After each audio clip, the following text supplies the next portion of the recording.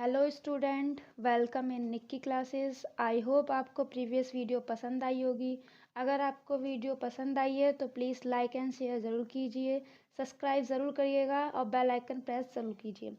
तो मैंने आपको फर्स्ट चैप्टर कंप्लीट करा दिया है 9th क्लास का, जो था रियल नंबर्स। अब ये है सेकंड चैप्टर, जो है पॉलिनोमियल, जिसे बहुपद कहते हैं। तो मैं आज आपको पॉलिनोमियल का इंट्रोडक्शन कराने जा रही हूँ, बहुपद का। तो हम स्टार्ट करते हैं पहले फर्स्ट पॉइंट से, जो कि आपको दिख रहा है। कांस्टेंट, अचर, variable, algebraic expression, polynomial, terms, coefficient, degrees, terms of polynomials, types of polynomials, linear polynomial, quadric polynomial, cubic polynomials. तो मैं आज आपको ये सब बताने वाली हूँ। तो फर्स्ट पॉइंट है हमारा कांस्टेंट। कांस्टेंट क्या होता है? कोई भी ऐसा पद जिसे हम चेंज नहीं कर सकते। जैसे मैंने बोला 5, 4, कोई भी नंबर जिसे हम चेंज, मतलब इसकी वैल्यू चेंज नहीं होगी। ये 5 है, 5 ही रहेगा, इसे हम चेंज नहीं कर सकते। सेकंड है वेरिएबल। वेरिएबल क्या होता है? जैसे हम किसी की वैल्यू चेंज कर सकते हैं। कांस्टेंट में क्या था? अचर पद में क्या था? 5 5 ही रहने वाला है, 4 4 ही रहने वाला है, ये अपनी वैल्यू चेंज नहीं करेगा। अब सेकंड पॉइंट इसका नंबर आता है वेरिएबल, चर। जिसमें क्या है, वेरिएबल क्या होता है? ये अपनी वैल्यू चेंज कर देता है। जैसे मैंने बोला, मैं आपको लिख के बताती हूँ वेरिएबल के बारे में। वेरिएबल, वेरिएबल क्या होता है? ये अपनी वैल्यू चेंज कर देता है। जैसे मैंने बोला कि x+4 बोला। अब यहाँ पे मैं x की वैल्यू 1 भी रख सकती हूँ, x की वैल्यू 2 भी रख सकती हूँ और x की वैल्यू 3 भी रख सकती हूँ। जब जब मैं x की वैल्यू अलग अलग रखूँगी, तब तब इसकी वैल्यू अलग अलग आएगी। जैसे मैंने बोला, इस बार मैं x की वैल्यू 1 रखूँ, 1+4 = 4। इस बार मैं x की वैल्यू 2 रखूँ, 2+4 = 6। इस बार मैं x की वैल्यू 3 रखूँ, 3+4 = 7। मतलब मैंने ये देखा कि मैंने x की वैल्यू को कैसे चेंज किया और कैसे चेंज करने पे हर बार इसकी वैल्यू अलग अलग आई। अब मैं आपको थर्ड पॉइंट बताने वाली हूँ, जो है अलजेब्रिक एक्सप्रेशन। अलजेब्रिक एक्सप्रेशन, बीजीय व्यंजक। अलजेब्रिक एक्सप्रेशन क्या होता है? तो मैं आपको बताऊंगी। अलजेब्रिक एक्सप्रेशन, अलजेब्रिक एक्सप्रेशन, बीजीय व्यंजक। अलजेब्रिक एक्सप्रेशन, बीजीय व्यंजक। तो मैं बताऊंगी बीजीय व्यंजक होते क्या हैं। जैसे कि मैं अगर वेरिएबल और कांस्टेंट का, अगर मैं मैथमेटिकल ऑपरेशन से इनका रिलेशन कर दूं, वेरिएबल और कांस्टेंट का, यानी चर और अचर का मैथमेटिक ऑपरेशन से इनका रिलेशन बना दूं, तो यही होता है अलजेब्रिक एक्सप्रेशन। जैसे मैंने लिखा 2x² + 3x + 5। ये मैंने देखा, यहाँ पे एक कांस्टेंट है और ये x एक वेरिएबल है। ये मैथमेटिकल ऑपरेशंस हैं, ये मैथमेटिकल ऑपरेशंस हैं। तो मैंने देखा कि वेरिएबल और कांस्टेंट का एक ऐसा रिलेशन जो मैथमेटिकल ऑपरेशन के साथ हो, वही होता है algebraic expression. And the next point is polynomial. Polynomial क्या होता है? जिसमें बहुत सारे टर्म्स हो जाते हैं, वो पॉलिनोमियल्स होता है। चलो मैं आपको लिख के बताती हूँ। पॉलिनोमियल, पॉलिनोमियल क्या होता है? जिसे हम बहुपद बोलते हैं। बहुपद क्या होता है? जिसमें बहुत सारे टर्म्स हो जाएं, वो बहुपद कहलाता है। जैसे मैं कोई भी टर्म्स एक साथ लिख सकती हूँ उन्हें बहुपद के रूप में, तो वो बहुपद हो जाएगा।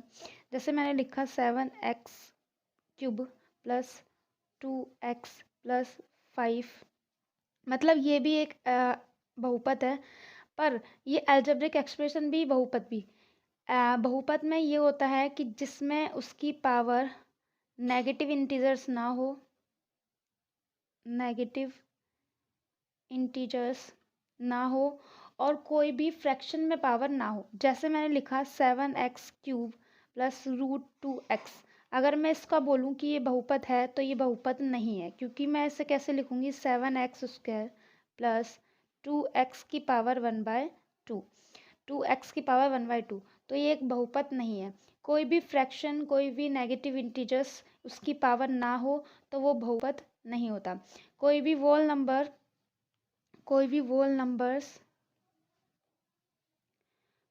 नंबर्स इसकी पावर हो तो वो एक बहुपद है, यानी ये एक बहुपद है। और भी एग्जांपल ले सकती हूँ मैं, 2x² प्लस 3x प्लस 7, ये एक बहुपद है। तो ये सारे हमारे बहुपद होते हैं जब बहुत सारी टर्म्स एक साथ मिल जाए। अब नेक्स्ट पॉइंट है टर्म्स। पद क्या होते हैं? मैंने लिखा कि टर्म्स यानी पद। अब जैसे मैंने आपके सामने एक एक्सप्रेशन ली थी 2x² प्लस 3x प्लस 5। अब मैं बताना कि ये टर्म्स क्या क्या हैं। तो 2x² ये एक टर्म है, 3x ये एक टर्म है, 5 ये एक टर्म है। मतलब एक वेरिएबल और कांस्टेंट का मिक्सअप मल्टीप्लाई भी, या एक अकेला कांस्टेंट ये भी एक अकेला पद, इसे हम एक पद बोल सकते हैं, इसे भी हम एक अकेला पद बोल सकते हैं, इसे भी एक। अगर मैं बोलूँ कि इसमें कितने पद हैं तो 1 2 3, तो इसमें 3 पद है। टर्म आपको समझ आ गए होंगे। ये एक टर्म है, ये एक टर्म है, ये एक टर्म है, मतलब ये एक पद है, ये एक पद है, ये एक पद है। नेक्स्ट है कॉफिसेंट। कॉफिसेंट यानी गुणांक। कॉफिसेंट क्या होता है? जैसे मैंने बोला कॉफिसेंट यानी गुणांक। कॉफिसेंट क्या होता है? जैसे मैंने लिखा 2x प्लस 5, मैंने बोला x का कॉफिसेंट बताना है, तो x का कॉफिसेंट मतलब इसका गुणांक, x की किसके साथ मल्टीप्लाई हो रही है? 2 के साथ, तो ये x का कॉफिसेंट है। अब मैंने जैसे इसी वाली एक्सप्रेशन में देखा 7x³ प्लस 2x प्लस 5, मैंने बोला x³ का टर्म, मुझे x³ की गुणांक बताना है, x³ का कॉफिसेंट बताना है, तो x³ का कॉफिसेंट होता है हमारा 7। तो ये होता है हमारा कॉफिसेंट मतलब गुणांक, कि इस वेरिएबल की किसके साथ मल्टीप्लाई हो रही है। Next terms of polynomial. Terms of polynomial को हम यहाँ पढ़ेंगे। टर्म्स ऑफ पॉलिनोमियल, तो टर्म्स ऑफ पॉलिनोमियल क्या होता है? इसमें 4 होते हैं। मोनोमियल जिसे एक पद बोलते हैं, बाइनोमियल जिसे द्विपद बोलते हैं, ट्रिमोनियल जिसे त्रिपद बोलते हैं, पॉलिनोमियल जिसे बहुपद बोलते हैं। मोनोमियल में मैंने देखा 5x², इसमें सिर्फ एक पद है। बाइनोमियल में जैसे मैंने देखा 5x² प्लस 2x, अब इसमें हम देख सकते हैं इसमें दो पद हैं, जैसे एक 5x² कॉमा 2x, इसमें दो पद हैं, तो ये हो जाएगा बाइनोमियल यानी द्विपद। ट्रिमोनियल त्रिपद, इसमें कैसे कर सकते हैं? मैंने लिखा 6x⁴ plus 3x² plus 7x। अब मैंने ये बोला इसमें कितने पद हैं, तो इसमें 3 पद हैं, जैसे हम लिख सकते हैं 6x⁴ comma 3x² plus 7x जो था, मतलब 6x4 ये एक टर्म, ये एक टर्म, ये एक टर्म, ये कितनी टर्म हो गई 1 2 3। इसमें कितनी टर्म थी 1 2 1 2, इसमें कितनी पद थी? जिसमें एक पद है वो एक पद ही है, जिसमें दो पद हैं दो पद ही है, जिसमें 3 पद हैं 3 पद है, जिसमें 3 से ज़्यादा पद हैं उसे बोलते हैं पॉलिनोमियल। जिसमें 3 से ज़्यादा पद हैं उसे बोलते हैं पॉलिनोमियल। जैसे example 2p² plus 3p plus 5, 2p की पावर हम कर लेते हैं, इसकी पावर 3 कर लेते हैं, इसकी पावर सेकंड, इसकी पावर 1, और कुछ भी मतलब इसके आगे मैं लिख सकती हूँ 5p लिख सकती हूँ only say 6, 3p³ plus 3p² plus 5p plus 6, ये इसमें 3 से ज़्यादा टर्म है, ये एक पॉलिनोमियल है। ये भी एक पॉलिनोमियल लोगों से मिला के हम मैथमेटिकल ऑपरेशन में अगर जब लिखें उसकी पावर नेगेटिव इंटीजर्स ना हो और फ्रैक्शन में ना हो, पॉलिनोमियल हो जाता है। The next is types of polynomials. ये टर्म्स ऑफ पॉलिनोमियल्स था, ये अब टाइप्स ऑफ पॉलिनोमियल है। टाइप्स ऑफ पॉलिनोमियल में क्या पढ़ेंगे हम? Linear polynomial, quadric polynomial, cubic polynomial. तो हम फर्स्ट पढ़ेंगे लीनियर पॉलिनोमियल। लीनियर पॉलिनोमियल जिसे रैखिक बहुपद कहते हैं। तो मैं आपको एक्सप्रेस करके बताऊंगी। लीनियर पॉलिनोमियल जिसे हम रैखिक बहुपद कहते हैं। रैखिक बहुपद में क्या है? ऐसा बहुपद, ऐसा पॉलिनोमियल जिसमें मोस्ट पावर, ज़्यादा से ज़्यादा पावर 1 हो, ज़्यादा से ज़्यादा पावर जिसमें 1 हो, हाईएस्ट पावर जिसमें 1 हो। जैसे मैं लिख सकती हूँ आपके सामने कुछ एग्जांपल्स। जैसे मैंने लिखा 7x + x। अगर मैं ये लिखूँ -3, मतलब इस पर हाईएस्ट पावर जिसकी पावर कुछ नहीं होती उसे 1 मान लेते हैं, जिसकी पावर कुछ नहीं उसे 1 मान लेते हैं। मैंने ये लिखा कि जिसकी हाईएस्ट पावर सबसे ज़्यादा क्या हो? 1 हो। ये है लीनियर पॉलिनोमियल रैखिक बहुपद।